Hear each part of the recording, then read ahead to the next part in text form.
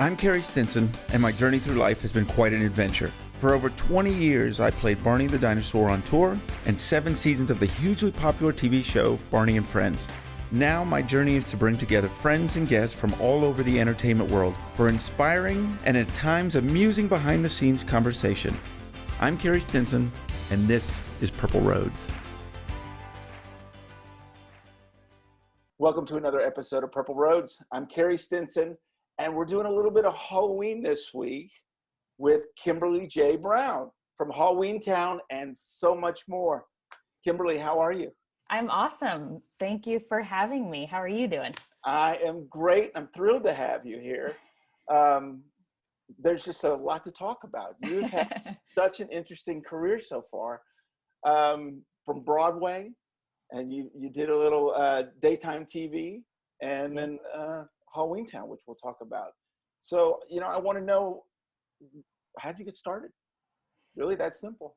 I think about 5 or so, and I was living in Maryland. I was born in Maryland, and I just always I had several imaginary friends. I was always in different dress-up clothes and performing around the house. And so my parents put me in sort of a performing arts class as sort of an avenue to get it out. And Sure.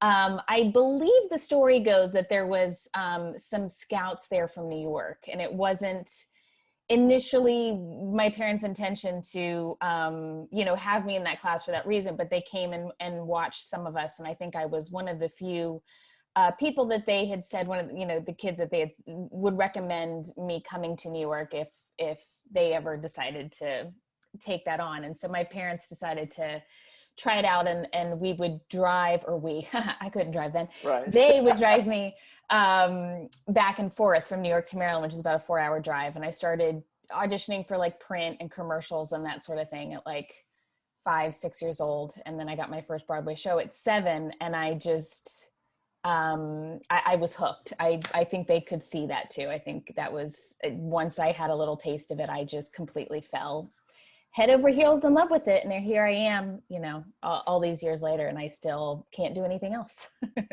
Well, I totally get that. Where in Maryland were you born?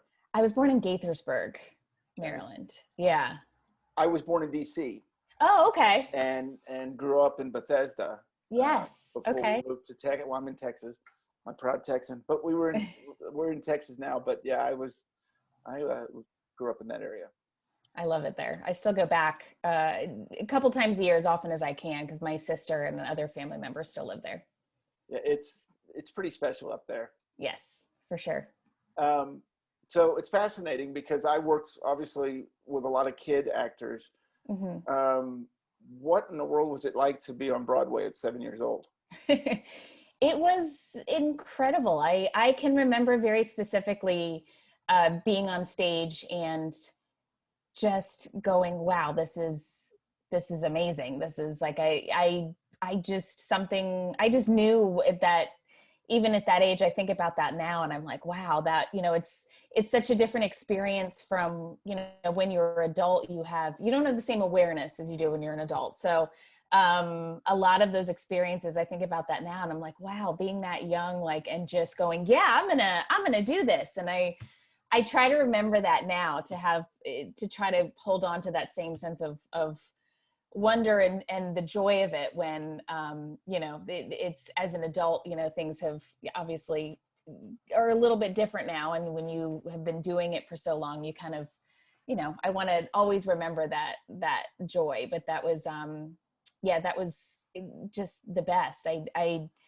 did a straight play at 7, and then I did, Les Mis at 8, and that still to this day is my favorite musical. And then I did Showboat at 9 as well, and that was just they were all amazing experiences. So do you have nerves? Do you understand at 7 years old and 8 and 9 going the stages you've been on and the crowd you're in front of?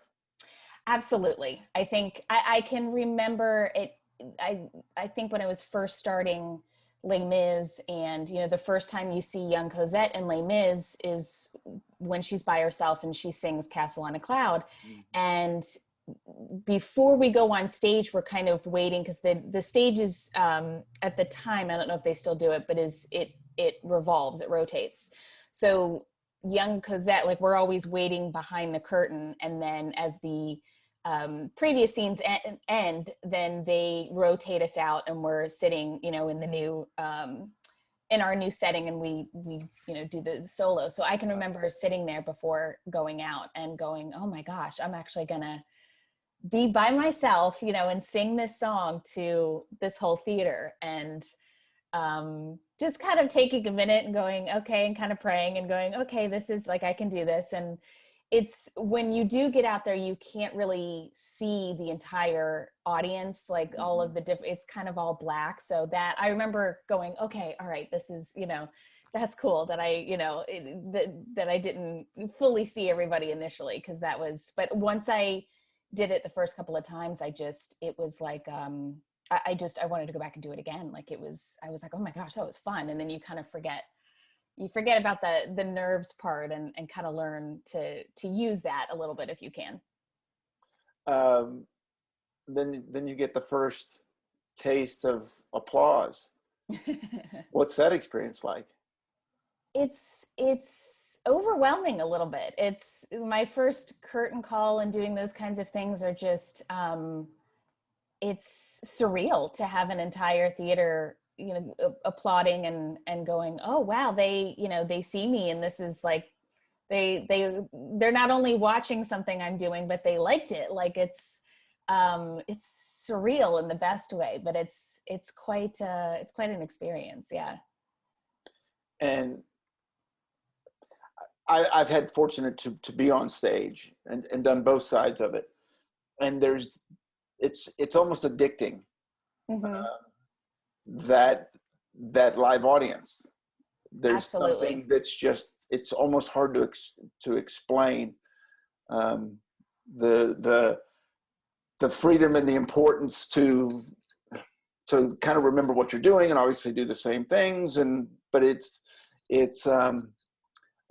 you never know exactly where it's gonna go sometimes, and the energy is exactly different. Yes. Oh yeah, it's a fresh energy every night. You don't know what of your performance or what of the show the audience is going to react to, one night versus the next night, and different things happen, and it keeps you on your toes, and you kind of feed off of the energy and the reaction of the audience, and it makes it fresh and exciting every night. Like I've had people ask me about that, like, does it get 8 shows a week? Is that does it ever get boring? And it really doesn't, because it's everybody who's coming to see the show is, for all intents and purposes, not seen it before. And you're kind of, taking them on this adventure for the first time. And that is, it's exciting, and it's a privilege to be able to do that for people. What was it like for you? We experienced this when our kids had to move on because they aged or whatever it may be. Mm-hmm. And it's hard for them to understand, like adults do, when something ends. Was it hard for you when that first show ended and you moved to the next one, or were you just ready for the opportunity?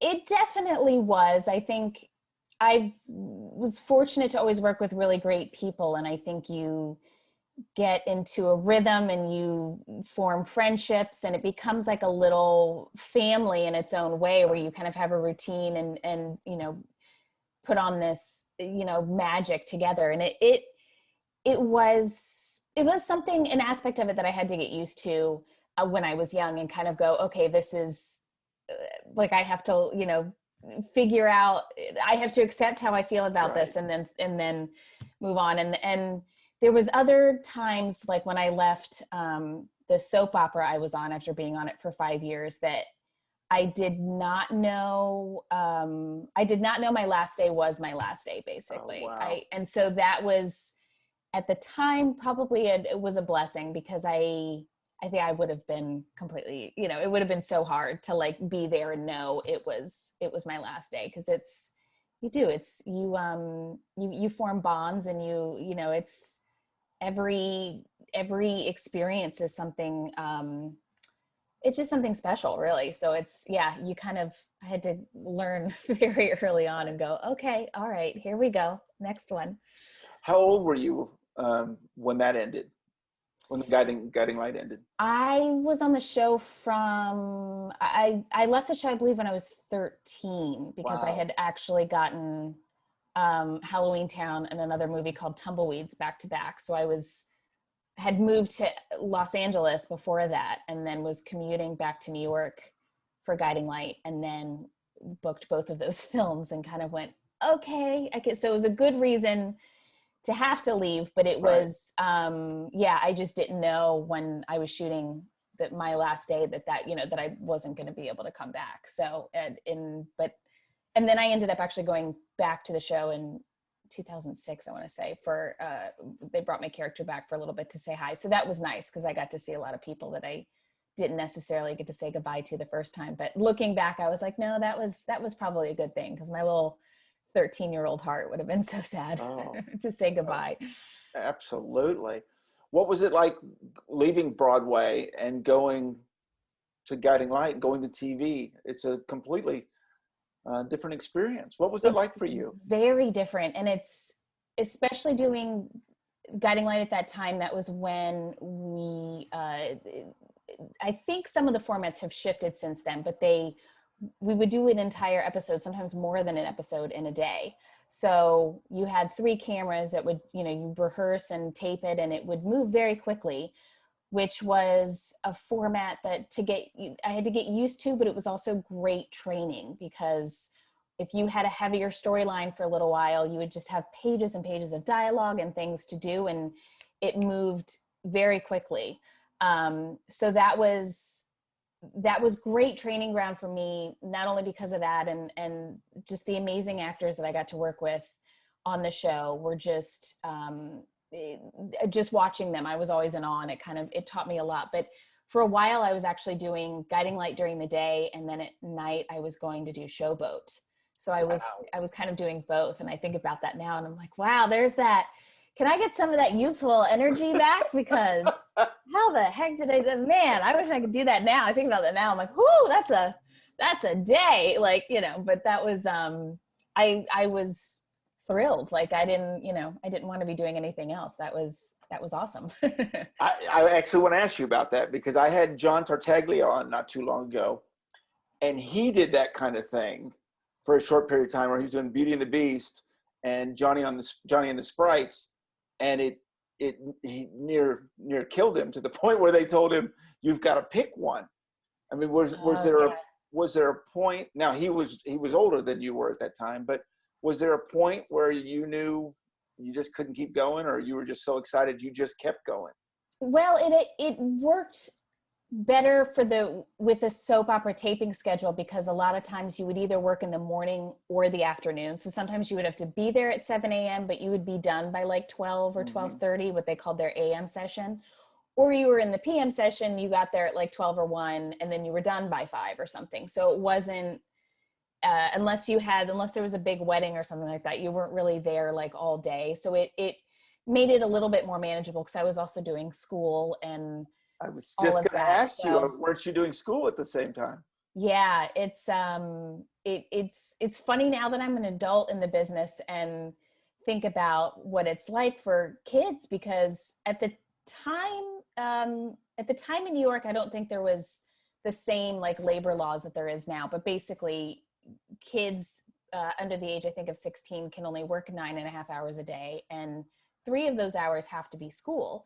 So when we're not on set, like, we had to go and do the mandatory schooling, which was always a bummer, because you just Right. wanted to stay on set and have fun. Right. But I really enjoyed school as well, and I was using a private correspondence program where I had videotapes, which at the time, now everything's much more virtual, but at the Sure. time it was kind of a new thing. But I got to put in a videotape into a VCR, which now I'm aging myself, Wow. and Don't watch worry a here. classroom. You were safe when you talk about aging, because I am way past that. So you're safe here.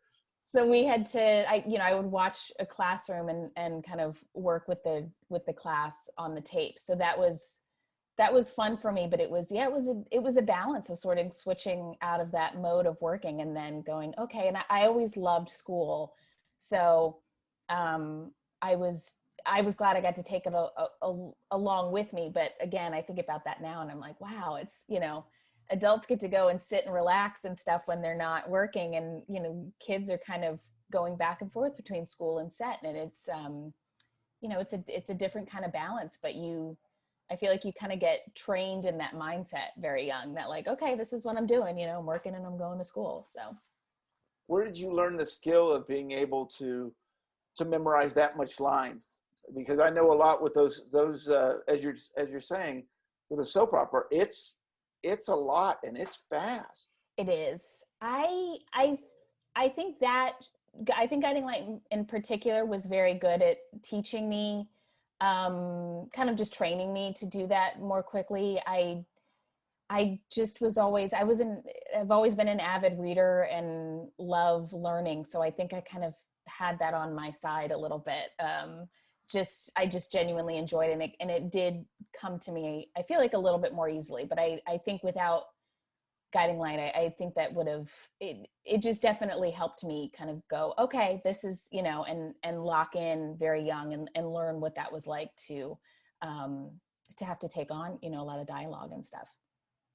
So you've done both New York and LA, which is fascinating. And at that young age, what was it like leaving New York and going to LA? I was excited, and also I still miss New York. I mean, I grew up in the city, and it just has just such an amazing energy to it. But I was excited to come out and see the big tall palm trees that I had seen on TV and movies and all that. And I had done a pilot in LA when I was like 11. And so I'd gotten a little taste of Hollywood in LA, and then came out a few years later more permanently. And I was super excited. I had a couple of friends that I had done Broadway with had also come out around the same time. So it was nice to be able to make that transition and have a few friends that were also going through it as well. And it was just so different. It was very sunny and warm, and like, okay, here we go.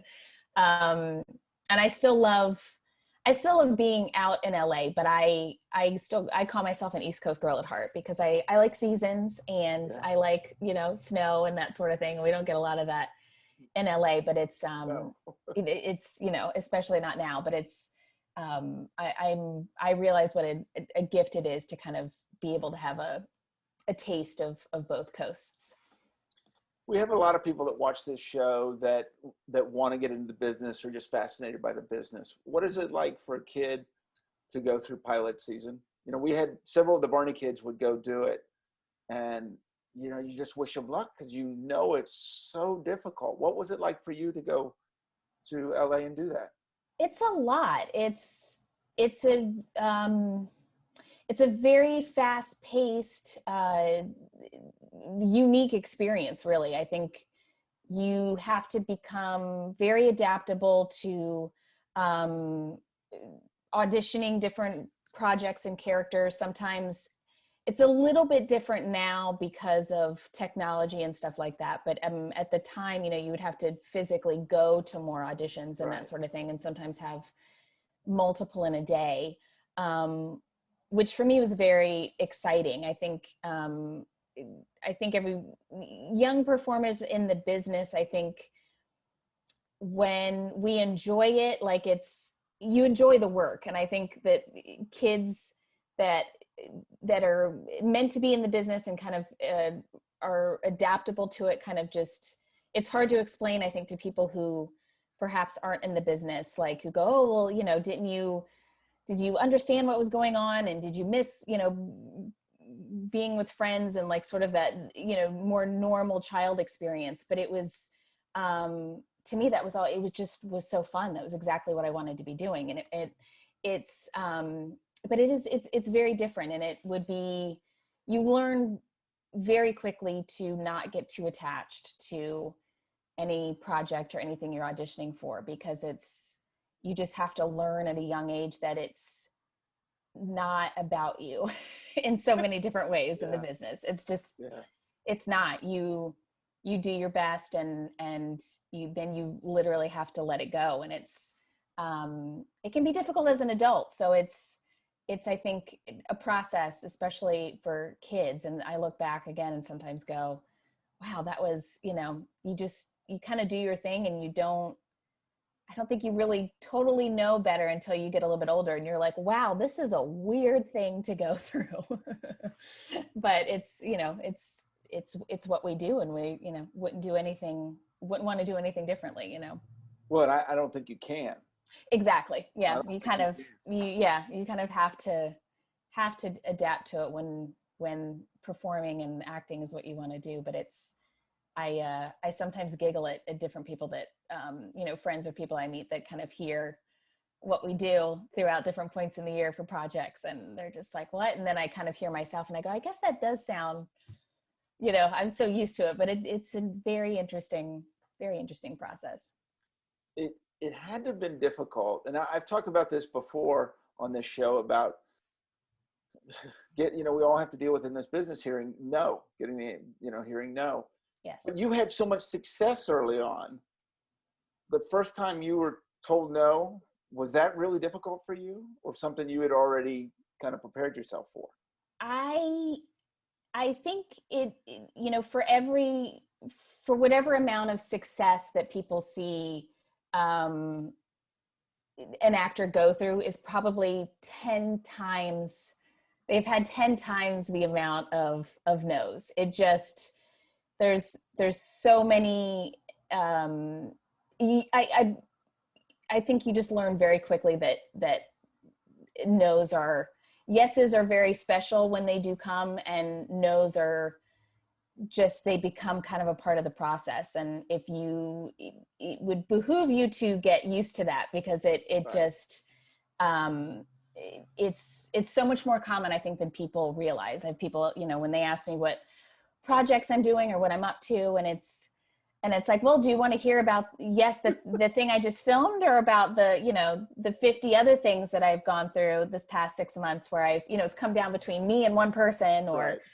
Just so many wild stories that people just don't realize how much it's just kind of ingrained in what you do. And that comes as I want to say as quickly, if not before, because I definitely at 5 years old had auditioned for things and didn't get so many things before I got my first Broadway show. And so it's a major part of doing this that you kind of have to adapt to very quickly. I've got to think that your parents were very helpful to you mm-hmm. at a young age to help a 5-year-old understand why you didn't get something that you wanted so bad.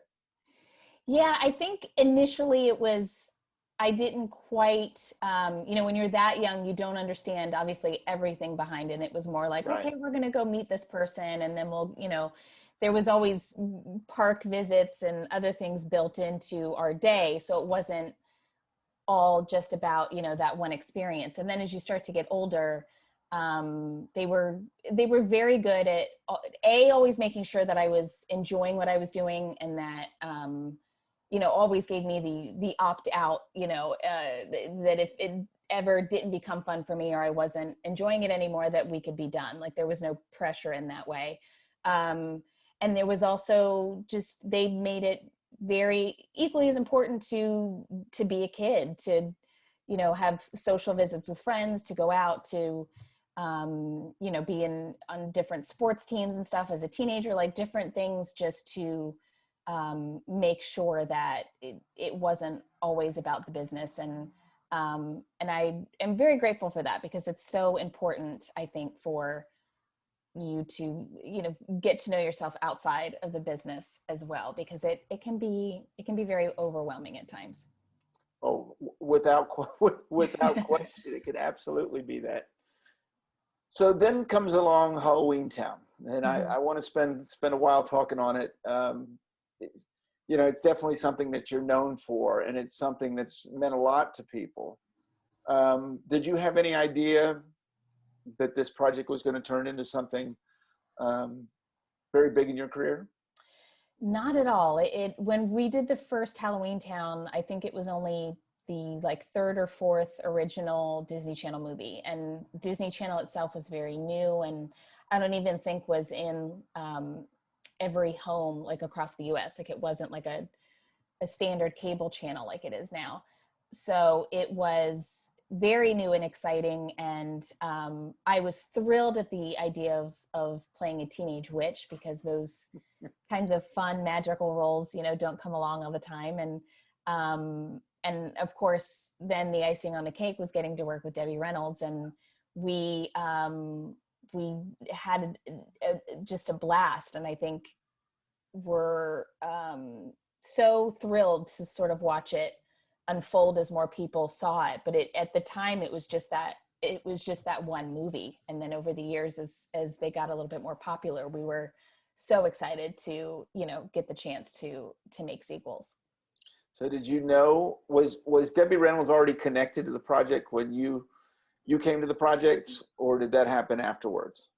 If I remember correctly, I think she signed on either at some point when I was still in the audition process, or maybe right after I had found out I had gotten it.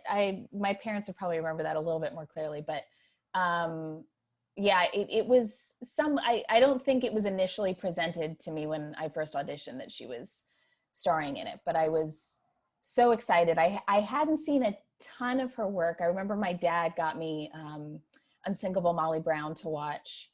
And then I think in the course of us working together, I saw Singing in the Rain, of course, because it's just a classic, fantastic movie. But yeah, it was like, wow, like this just made this so much more special and unique to be able to be to play her granddaughter. What did you learn from her? Oh my gosh, I could sit here for hours and tell you things. We have some time. Okay. We have some time. I'm just fast. I'm big Singing in the Rain. Love it. Love her. Mm-hmm. And, you know, I can just imagine the opportunity to work with a legend like that. Yeah, that was definitely, initially in meeting her, you know, you're never sure when you meet somebody of legendary status such as herself that, you know, how they're going to be. Are they going to, right, you know, they're going to be nice? Are they going to believe their own publicity? Like what are we? Sure. What are we? Sure. And she was just the kindest, most loving, funny woman ever. Took all of us kids under her wing and was very supportive and very giving, and always treated me like her peer. And it was just fascinating to watch, especially when we did the first movie and I was 13, like to watch somebody of that stature, like, there would be fans and everything that would gather in the neighborhoods where we were shooting. And she always made it a point to go and walk over to the crowd and say hello and make a little joke and thank the people for coming out and saying hi. And it was such a good thing for me to see at such a young age, because she really taught me what a gift it is to be able to perform for people. And she never lost sight of that over the years of us working together. And then we still stayed in touch after Halloweentown High, and I went and saw some of her variety shows and had dinner with her and all that. And it was so thrilling to watch her in that element. And also just, she never wanted to stop. Like even in the times where she was, I think she did Halloweentown 2 with, I want to say she was getting over a hip injury or something like that. Oh, wow. And she just never wanted to stop. She loved performing. She loved making people happy. And it was, I just think that was so great for me to see as a young performer and just get that, that perspective. Did you learn tips from her watching her work? Absolutely. I think she was always very, wanted to share any wisdom that she could, told so many stories about her experiences and her life, and made jokes much to her expense of things, that you had heard in the news about her and stuff when she was young. But she was very very dedicated to her character, but also such a supportive member of the cast and crew. She wanted to, tried to move ladders for crew members, and always looked out for all of the actors that were on set, and wanted everybody to shine as brightly as they could around her. And so that was just so important, I think, for everybody to see, but especially us as kids. There was no ego. There was no, I'm number one on the call sheet. There was, she just was so just full of grace and love for everybody. And it was infectious, her energy. I think we always wanted to, she brought she'd get that little sparkle in her eye, which she brought a lot of that to Aggie in general. But there was, that was kind of, she wanted to come on set and was like, all right, what are we going to do today? And it was like, okay, great. And that was awesome. Was this single camera or multi? It was single camera. We shot it like a film. So a lot of times we would just have either, one or two cameras. And that was before, we had steady cams and stuff, but it was before, a lot of the shooting now, which a lot of the, the handheld sort of multi-camera kind of, almost documentary style kind of thing. But this was very much shot, like a film with a single camera. Did you have to adapt? Because it's interesting how your career's progressed, and obviously very different when you're on Broadway and when you're theater, and then multi-camera with Guiding Light and other projects, and then single camera. So are you having to adapt to that a little bit, or it was not a problem for you? It wasn't a problem. I think I had done some commercials and some small roles in I think in film, and I had done some like a sketch or two for Saturday Night Live. Like I had done a few things that were different formats from like the soap and before I did Halloweentown. So I was used to it, but I also really fell in love with that format, because you really got to spend time with the scene and the characters and move at a much slower pace. You'd only, usually do maybe 4 to 5 pages of dialogue a day, which was very different from what I was going to say. Nothing for you. Yeah. So I was like, oh, okay, we're going to slow this down a little bit. Awesome. And you get to watch and see how they do special effects and all that. And that was just, it was always so exciting for me to really learn. I wanted to soak up everything I could about, who does what on sets. I think it's so cool. So creating this character, do you, when you're becoming something fantasy, like a witch, you're kind of going off of, you're using a lot of imagination. Where did you come up with the character, the way you wanted to play this character? Well, I think I really related to Marnie's teenage experience. I think she was relatable in that way to the audience outside of the magical powers, because she was just a 13-year-old that was trying to figure out who she wanted to be and who she was, and really embrace that. And I admired those character traits in her. I admired her courage and her determination and her willingness to jump in and figure it all out. So I more focused on those aspects of Marnie, and it worked because I feel like Marnie throughout the progression of the movie was figuring out what it was like to have magical powers as much as like the audience was watching her. So that was an important part of her character that was a little bit natural to, Kimberly also figuring out what it would, be like to be a witch. Like that part was such I really feel like I got to grow up with Marnie and kind of go through that natural progression of, oh, okay, what would I do with magical powers? And then, have fun with them. So that aspect of it was just like, being a teenager and getting to have those those extra special qualities was, I mean, that was a thrill to be able to, to try that on. I think every 13-year-old would be like, what? I can fly on a broom? Okay. Like, sure. Show me how. Like that was, so it was fun. So that part you loved, Yes. all of those aspects of it.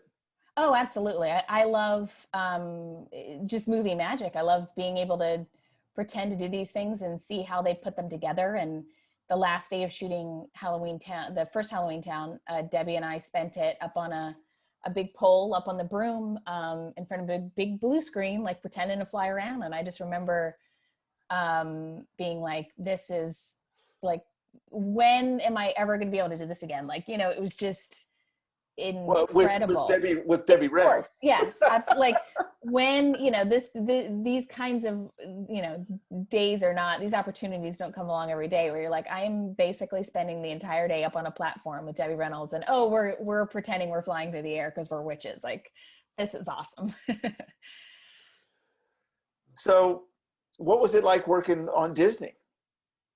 Disney was great. I loved watching the channel grow and watching, them putting out, they definitely, I think at the time, they put out DCOMs as they call them now, but the Disney Channel original movies much more frequently than they do now. But it was really fun as also a fan of theirs to watch them take sort of, I guess, teenage experiences and put a little twist on them. And I think that's why so many people enjoyed watching them and kind of found different aspects to all these, whether it was a guy finding out he was a mermaid or, all these different like right. things that, like, but they were all real teenagers figuring out their lives. So it was really nice to see that. And the other movie I did with them, Quince, where I found out my mom was going to have 5 babies all at once, was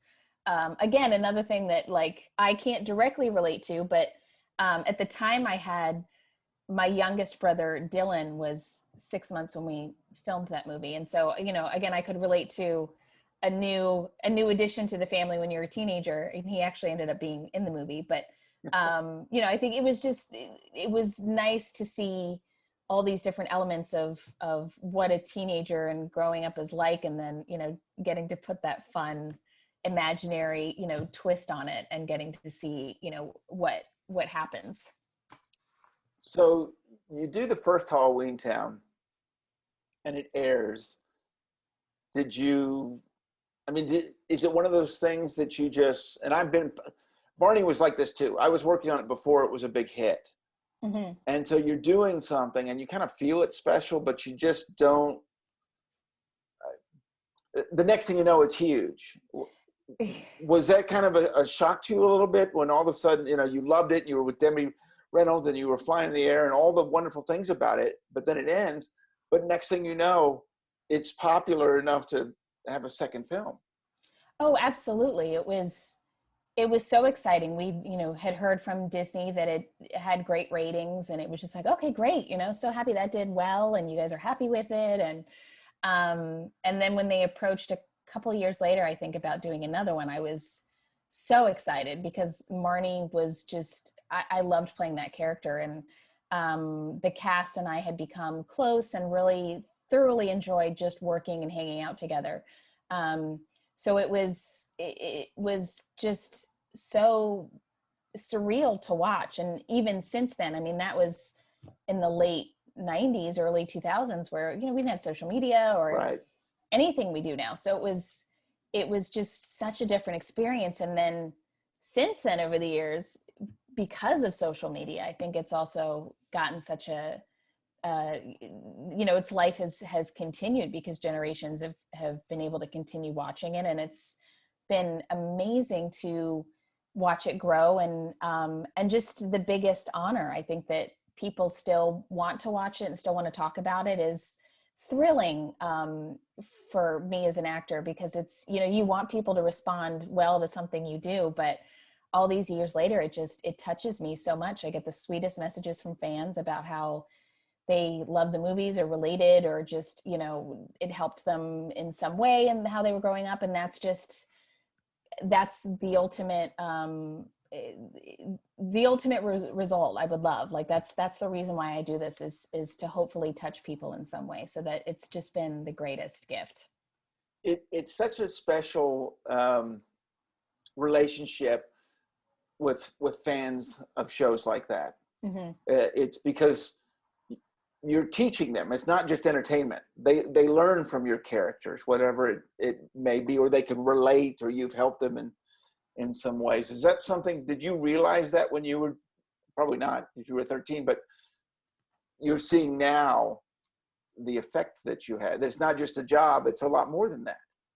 Absolutely. I think I mean, I think I saw it with Debbie, and I think I saw how, I definitely feel like I got to see how much she appreciated where she was in her career, and how her work was really for other people as much as it was for herself. And I think I got to see that as a very young age, but I really connected to it as I got older, and just really got to see and hear from people directly, you know, years after they had seen it. And it just kept continuing. And it was like, wow, this is still here. And not only am I so grateful for it, but it really gives you a different purpose to go and, you know, audition for something, or to get that no sometimes when you really want it to be a yes. And you know, there's equally as frustrating days in the business as there are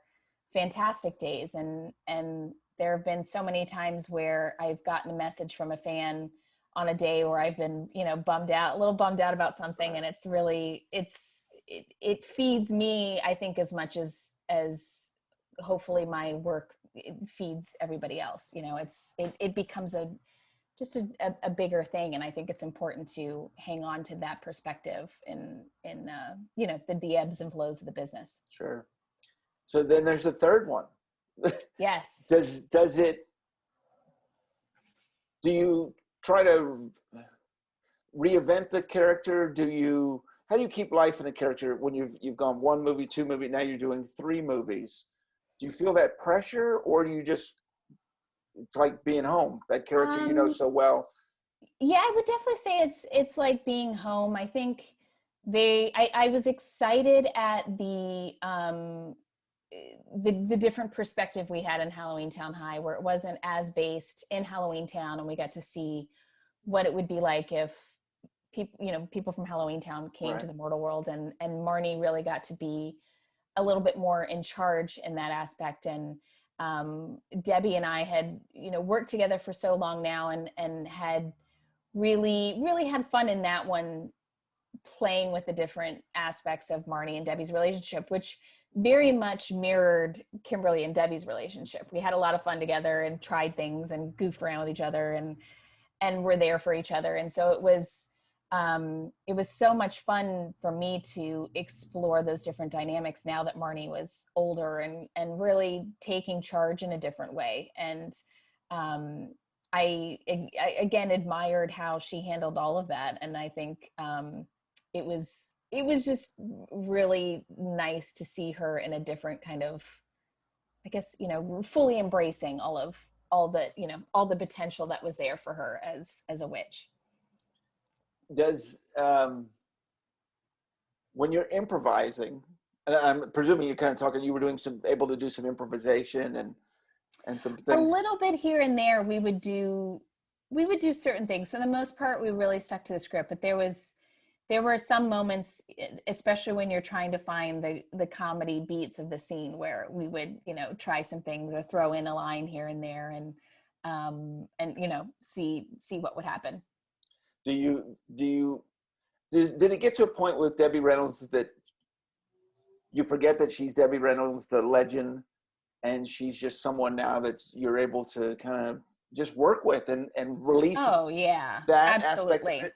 Yeah, I mean, that happened very early on. I want to say even in shooting the first one, because she was so grounded and, you know, treated us all like peers. So just jumped in the scenes with us, and didn't make it about all of that. It was, you know, we were all there excited to introduce these characters and feel them out and everything. And that was, looking back on it, especially now, I mean, I wish I had, you know, recorded all of those moments with her, or, you know, done just, you know, you think you're going to remember everything, and then years pass by and you're like, oh no, it's fading.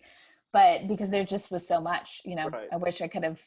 So, you know, I was very cognizant in all the different moments with her, to soak them all in, because I knew how special it was. And so grateful for that time, because she just really always looked out for me, and we just genuinely had a really, really great time together. What is it like to do the appearances? I've seen some of the appearances, some of the things that you've done, Mm-hmm. taking Marnie to the fans.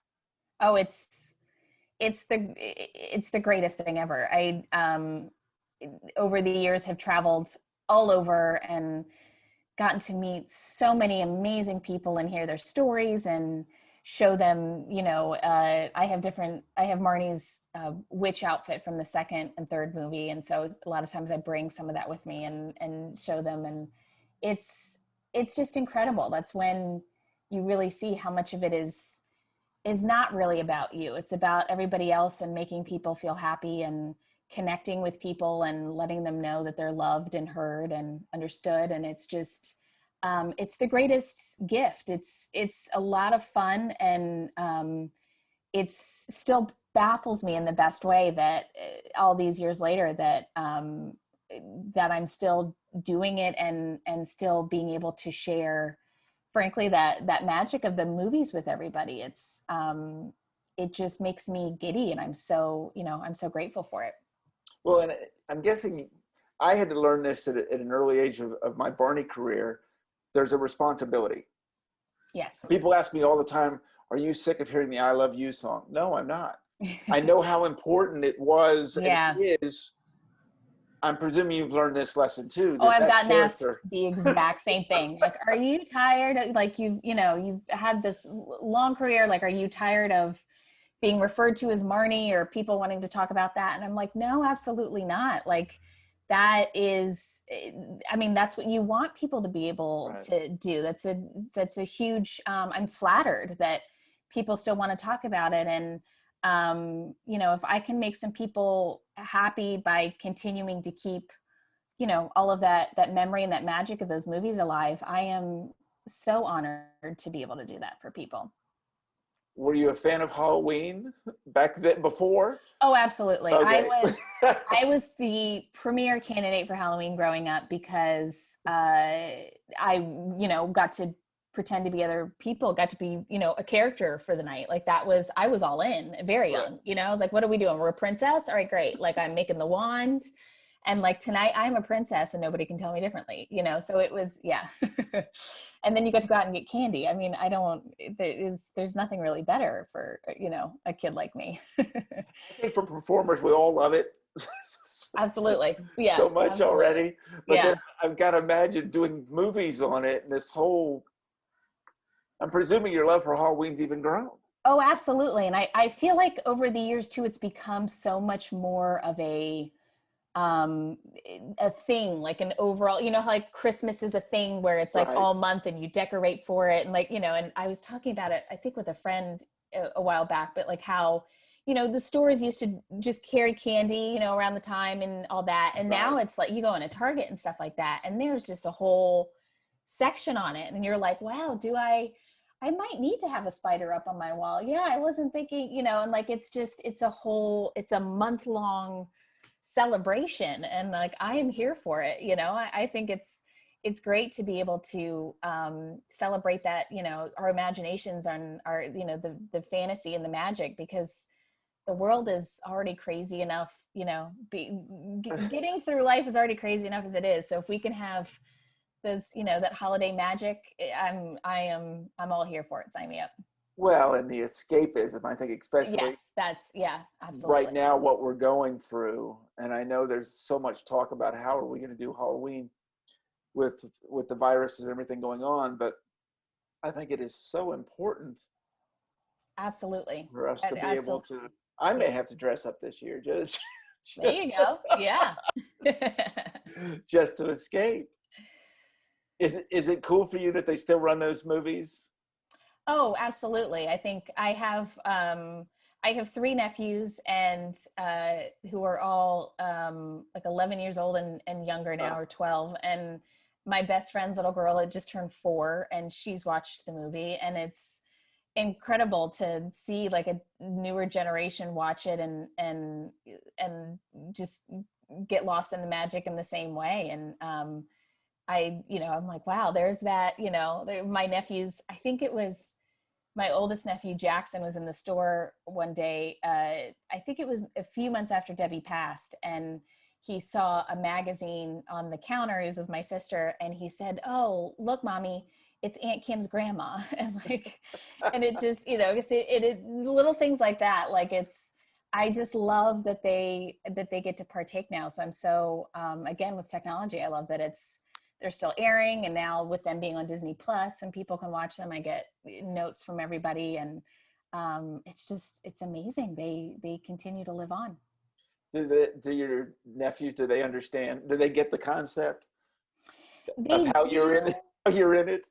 They do. It's been funny to watch them as they grow up, kind of, because I see them a few times a year, not as often as I'd like. And they know, okay, Aunt Kim lives in California, which is far away, and she's famous. And I'm like, well, I'm an actor. Like I perform. And there was one day I was sitting in the car with them when I was visiting, and they were asking me a couple questions. And I remember it was, they were like, well, what else do you do? And I was like, well, they're like, you've been on TV, like where else? And I was like, oh, and they're like, well, have you ever, been on a commercial, or you ever been in a newspaper or been in a magazine? And I just kind of was, yeah, I've done this and that. And so of all the things that we were talking about, my nephew Maddox stopped me and was like, wait a minute, you were in a newspaper? And like, that was like the coolest thing to him, because he was like, I think 6 at the time. And I love that. Like they're slowly, they're slowly getting it. And it's a very fun experience to watch. So what are you doing these days? Well, I have a couple different, I have an Etsy store now that I've had for the past 5 or 6 years, that I started with one of my good friends, because we used to love to craft on the weekends together. And she makes greeting cards and I would paint, and it kind of started like that. And then I started getting requests for quotes from Halloweentown. And so I started painting that, and then that grew into graphic tees, because I love graphic t-shirts. And now we have shirts with quotes from the movie. We have, this year we came out with keychains from Halloweentown. And wow. So it's turned into just a full fan-driven store. And so that's another way that I love connecting with fans. And so many of them thank me and tell me their stories from watching the movies. And it's really just, I so enjoy it. So I do a lot of that when I'm not shooting.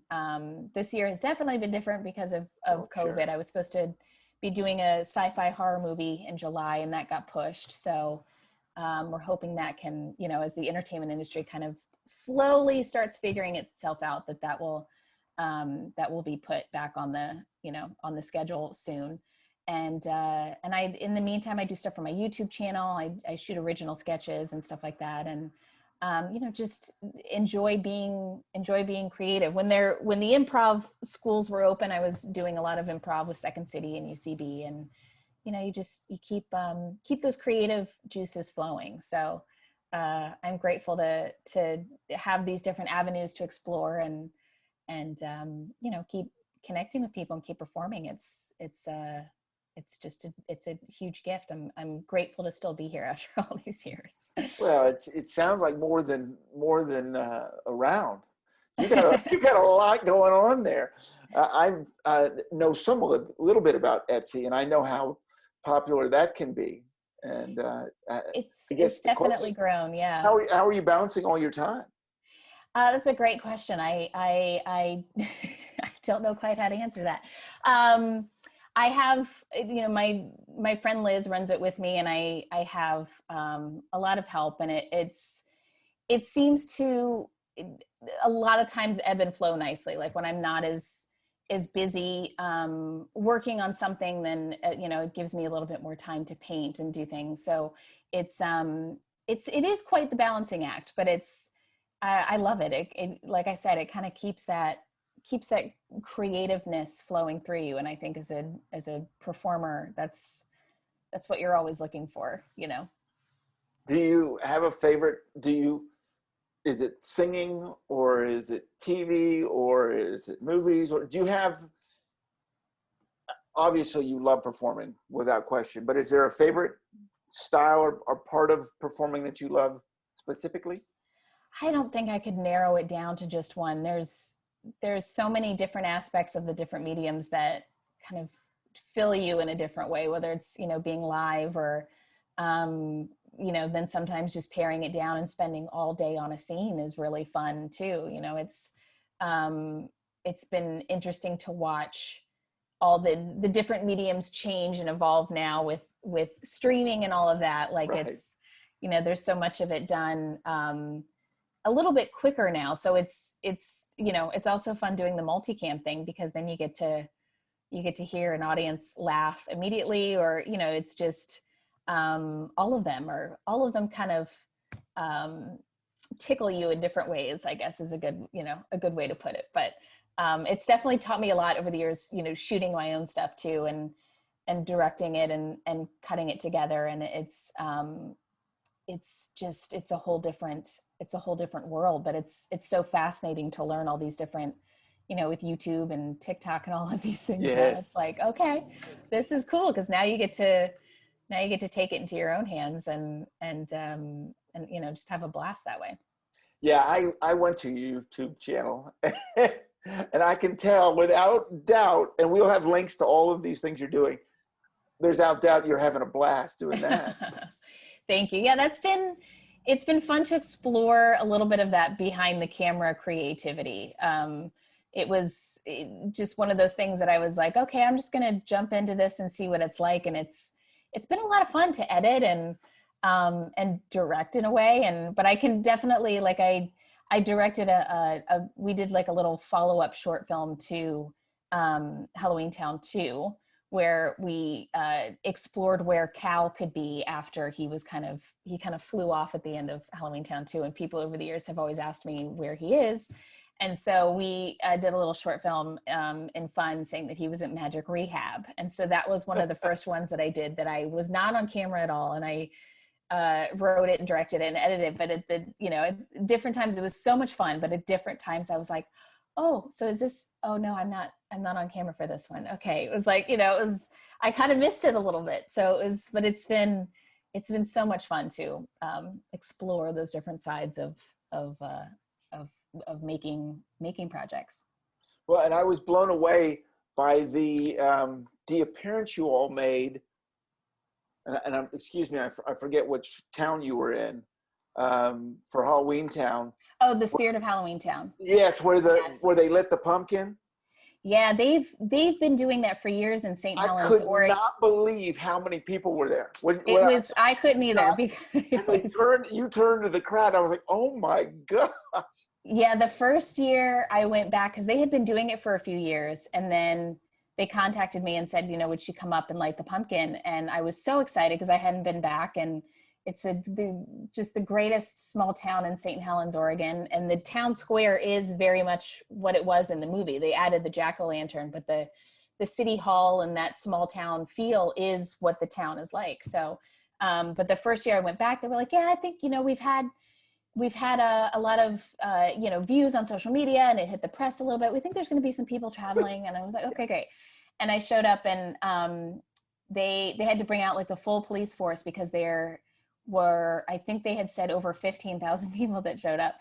And they were in the streets. Like we had a whole plan for going through, and you're going to walk around here, and we couldn't get through. And I had to have a literal police escort, like hanging on the back of a cop's, bulletproof vest as he like walked me through the crowd. Wow. And everybody was there to light the pumpkin and celebrate the movie and see me. And it was just, I'll never forget it, because it was one of the most just surreal, amazing days of my life. And since then we've gone back a few times with the cast and reunited. And It's so special. And we're, you know, again, just so grateful because you don't get to do that all the time, relive movies and certainly going back was fun for me just personally because I get to see everything again and relive a lot of those memories. But they still do it every year and they make it look like Halloweentown and people go visit from all over. I mean, internationally, it's incredible. I can't thank you enough for being on. It's just been a blast. Thank you. talking Thank with you so much for having me. Same here. This has been really fun. It's you've had an amazing career, and I can't wait to see where it goes next. Oh, thank you so much. I appreciate that. Thank you so much, Kimberly, for being on today. Oh, thank you. And thank you for watching Purple Roads. Remember to keep your eyes, ears, and your heart open, and you'll find your purple road. We'll see you next week.